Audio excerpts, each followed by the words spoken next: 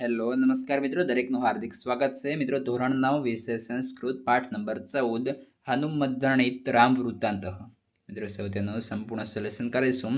તે પહેલાં ચેનલમાં નવા છો તો ફટાફટ ચેનલને સબસ્ક્રાઇબ કરી દેશો. જોઈએ મિત્રો, પ્રશ્ન 1 છે અધોલિખિતેભ્ય વિકલ્પેભ્ય સમુચિત ઉત્તરમ ચિંતુ. પહેલો વિકલ્પ છે રામ વૃત્તાંતમ કહ વર્ણયતિ. Option A Dasharatha, option B Sugriva, option C Hanuman અને ઓપ્શન ડી સીતા. તો આપણો ઓપ્શન સી સાચો બનશે, હનુમાન. બીજા નંબરે વિકલ્પ છે તારાધીપ કહ. ઓપ્શન એ સૂર્ય, option B Ram, option C શુક અને ઓપ્શન ડી ચંદ્ર.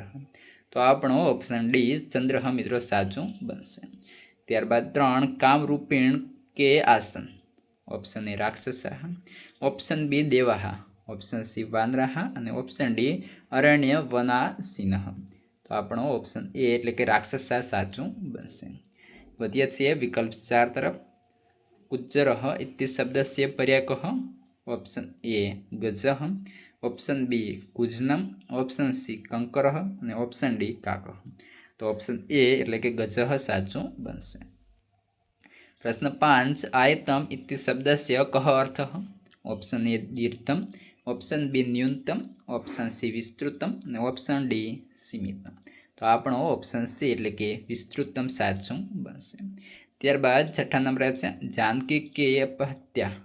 ઓપ્શન એ ખરેણ, ઓપ્શન બી રાવણેન, ઓપ્શન સી દૂષણેન અને ઓપ્શન ડી વિભીષણન. એટલે કે મિત્રો આપણો ઓપ્શન બી રાવણેન સાચું બનશે.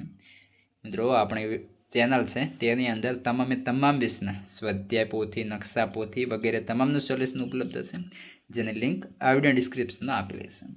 ત્યારબાદ મિત્રો પ્રશ્ન 2 છે અનુનાસિકમ પરસ્વર્ણેન પરિત્વર્યત લિખિત. અનુનાસિકને પાછળના સવર્ણ રૂપે બદલીને લખો. જેમાં વર્ગ, વર્ણ, વર્ગ અને અનુનાસિક પદમ આ રીતે આપણે લખવાનું થશે.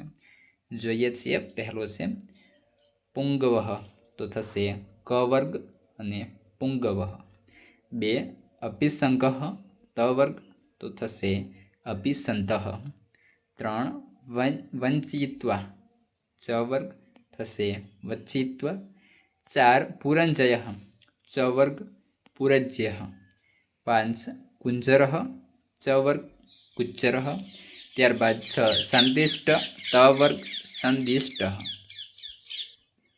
ત્યારબાદ મિત્રો આગળ વધીશું. પ્રશ્ન નંબર 3 અધોલિખિતાના કૃદાંતાના પ્રકાર લિખિત. જેમાં શ્રુત્વા તો સંબંધક ભૂતકૃદંત થશે. 2 ઉક્તવા તો સંબંધક ભૂતકૃદંત થશે. હત્વા તો સંબંધક ભૂતકૃદંતમ થશે. ત્યારબાદ પ્રશ્ન 4 રેખાંકિત પદાની અતૃત્ય પ્રશ્નાન વાક્યમ રચત. જેમાં કૌંસમાં આપેલા છે કેન, કસ્મે, કહ અને કુત્ર. આના આધારે આપણે પ્રશ્નાર્થ વાક્ય બનાવવાનું થશે. પહેલો છે દશરથ પુણ્યશીલ આસિત. તો મિત્રો આની અંદર દશરથ નીચે અંડરલાઇન છે, તો આપણો ઉત્તર બનશે કહ પુણ્યશીલ આસિત. તો મિત્રો નીચે જે છે પ્રશ્નાર્થ ચિહ્ન કરવાનું ના ભૂલતા. ત્યારબાદ બીજા નંબરે જોઈએ રામેણ મહારણ્ય રાક્ષસાહ નિહિતા.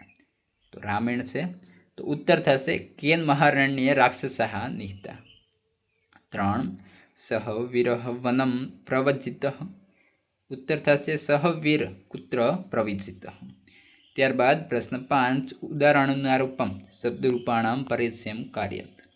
જોઈએ જેની અંદર મિત્રો આપણે કોષ્ટકમાં શબ્દરૂપમ, ત્યારબાદ મૂળ શબ્દમ, અંતઃ, લિંગમ અને વિભક્તિ ઉપરાંત વચનમ, આના આધારે આપણે સંપૂર્ણ જે છે શબ્દને એ રીતે અલગ પાડવાનું થશે.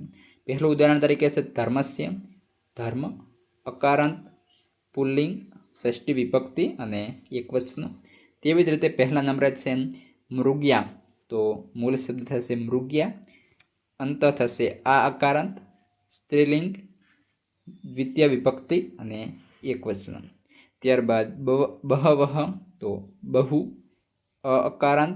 ઉ અકારાંત, પુલ્લિંગમ, પ્રથમા વિભક્તિ, બહુવચન.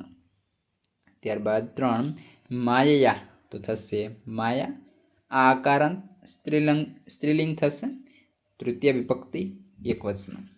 4 વિશાલાક્ષ્યા, તો થશે વિશાલાક્ષી, ઈ અકારાંત, સ્ત્રીલિંગ, પંચમી અને ષષ્ઠી વિભક્તિ, એકવચન. ત્યારબાદ 5મા નંબર છે વૃદ્ધસ્ય, તો વૃદ્ધ અકારાંત પુલ્લિંગ થશે, ષષ્ઠી વિભક્તિ અને એકવચન થશે. તો મિત્રો આ સાથે આપણો સંપૂર્ણ સ્વાધ્યાય સોલ્યુશન અહીં કમ્પ્લીટ થાય છે.